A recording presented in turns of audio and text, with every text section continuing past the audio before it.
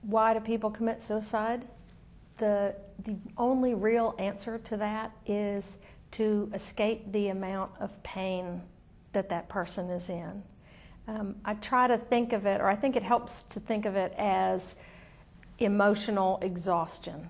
Women attempt suicide more frequently than men, but successfully completed suicides are much more often the province of males. Annually, about 32,000 Americans die of suicide. That's about one every 17 minutes. About 75% of all suicides are completed by men, particularly white men in their 70s and 80s.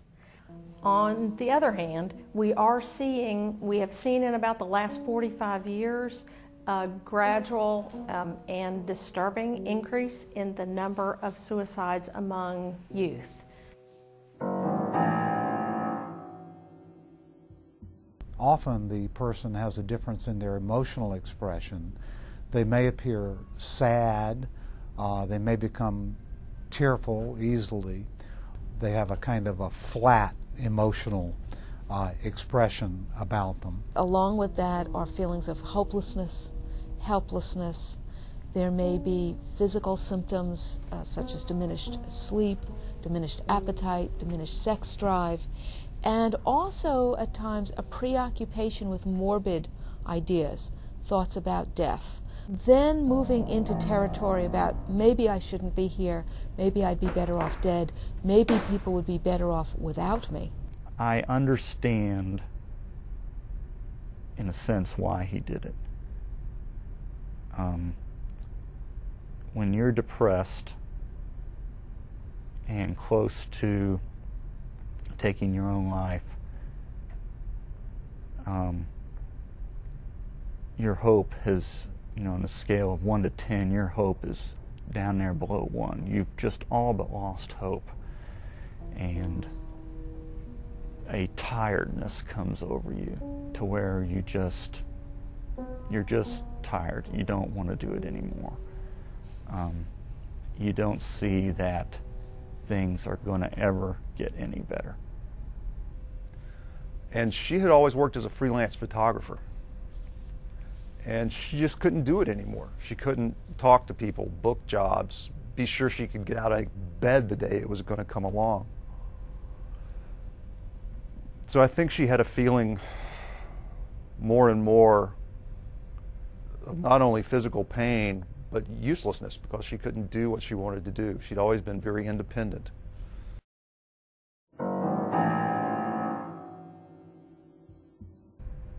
We went out to celebrate his 23rd birthday. And he was kind of down in the dumps. And he mentioned to me something to the effect of, just end it all. And when I heard that, I thought to myself, suicide? But I didn't say it, because I thought to introduce the idea of suicide, or to even talk about it, may further fuel his thoughts about suicide. And I didn't want to go there. I didn't want that to even be in the realm of consideration. Well, I think people are always afraid to bring up the topic. Even when a person admits that they're depressed, or that this person's depressed, and you're worried that they might be suicidal, but you're afraid to bring it up because a lot of people think that if you talk about it, it will give the person the idea, and that's just not the case. And now looking back, I think maybe that should have really been addressed right there. I think that if you suspect someone is contemplating suicide, you should definitely talk to them. Ask them straight up, are you thinking about hurting yourself? And they may answer you honestly and they may not, but you can't ignore it. If you even have an inkling that that's even a possibility, you have to ask. I never asked my son, you know, would you take your life? Do you ever think about suicide? So I think you have to ask the question. You know, everybody's afraid if you ask them, you'll plant the seed that they'll do it, and I think that's wrong. I think as a professional, we tend to go to a sentence something like, you know, have things gotten so bad that you've thought about wanting to hurt yourself or wanting to kill yourself?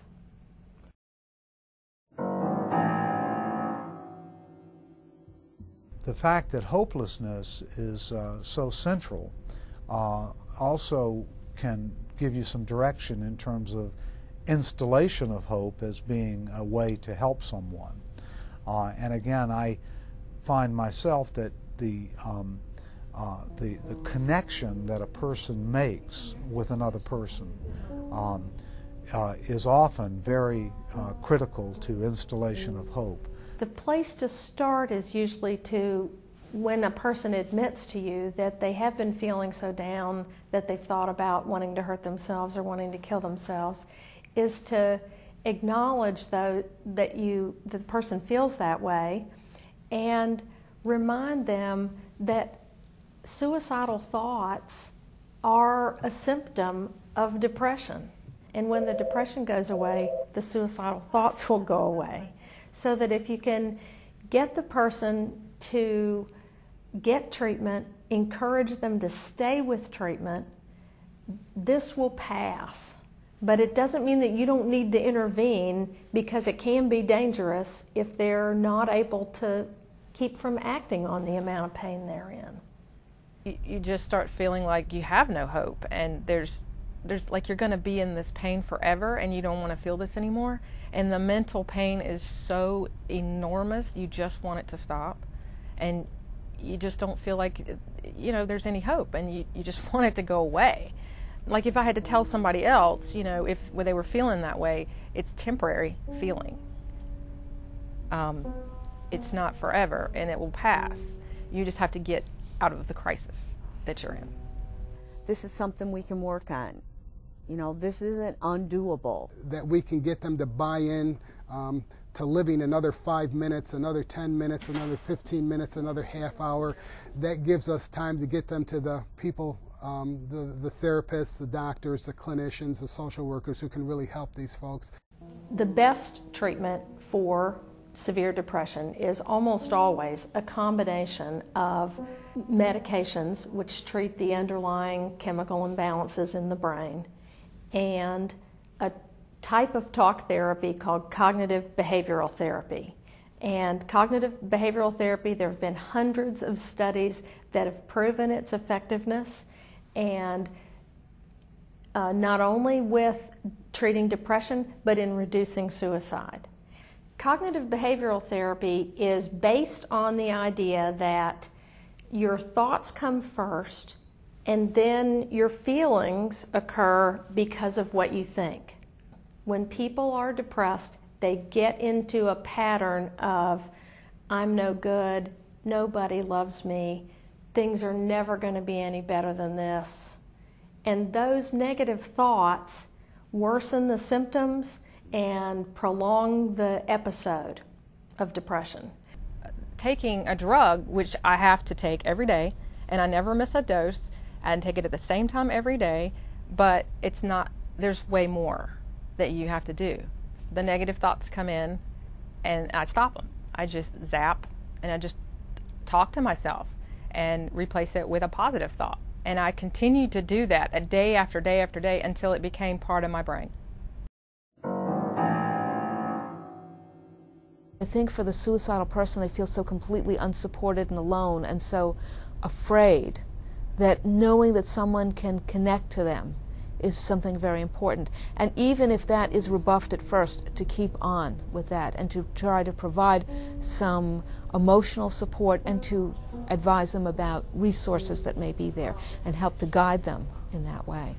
MEC-Link is a primary number to call. It is the call line that's operated by Mental Health, Developmental Disabilities, and Substance Abuse Services.